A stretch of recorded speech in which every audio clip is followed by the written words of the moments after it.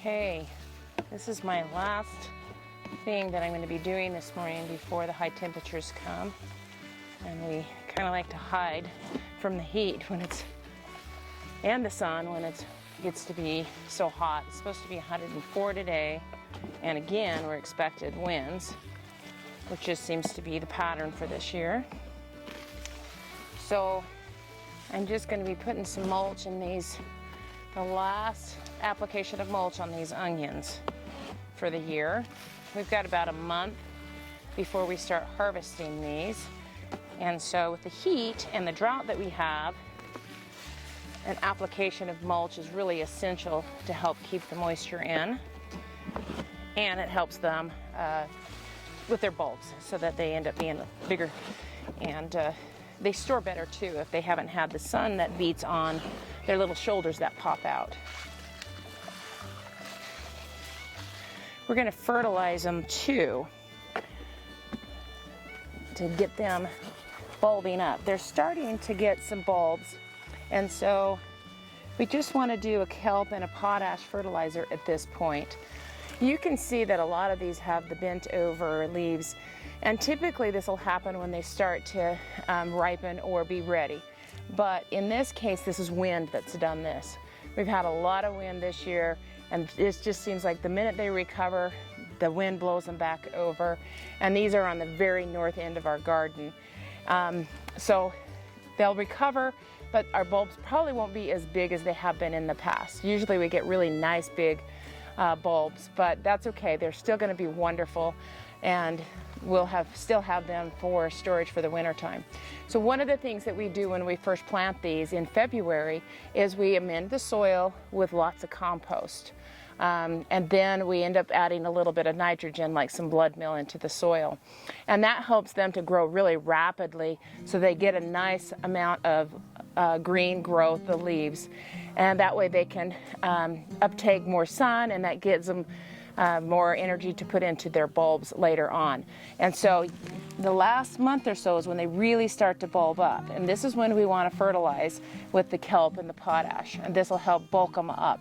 And it'll also make them taste a little bit better too, and make them more resilient towards the heat that we have, more resilient towards the wind and the troubles that we have around here. So we're just gonna do some kelp and potash in a water can. Now I actually do this two different ways.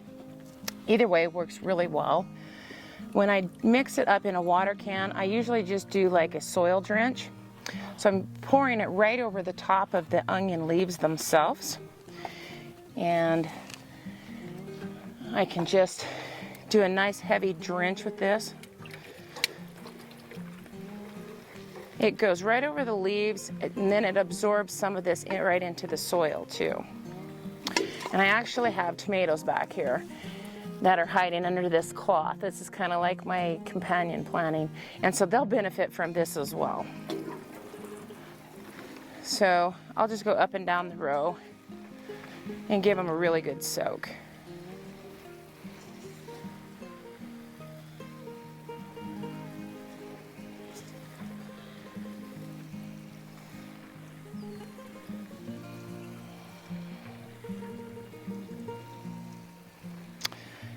It's so nice to have your own onions.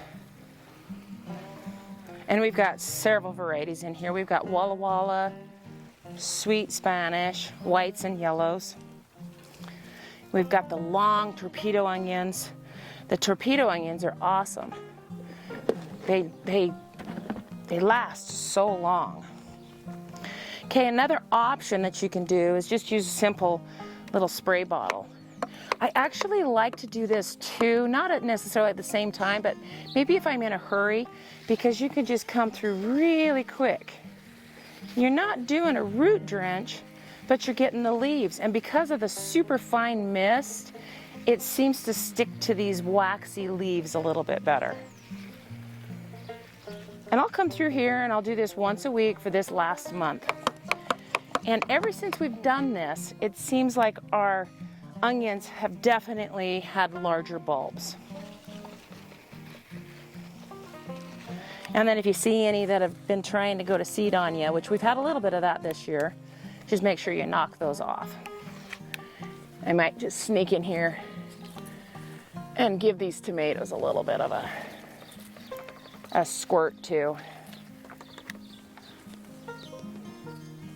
Okay, so we'll come back in a week and we'll do this again. And then once the tops start to flop over on you, they're really done growing.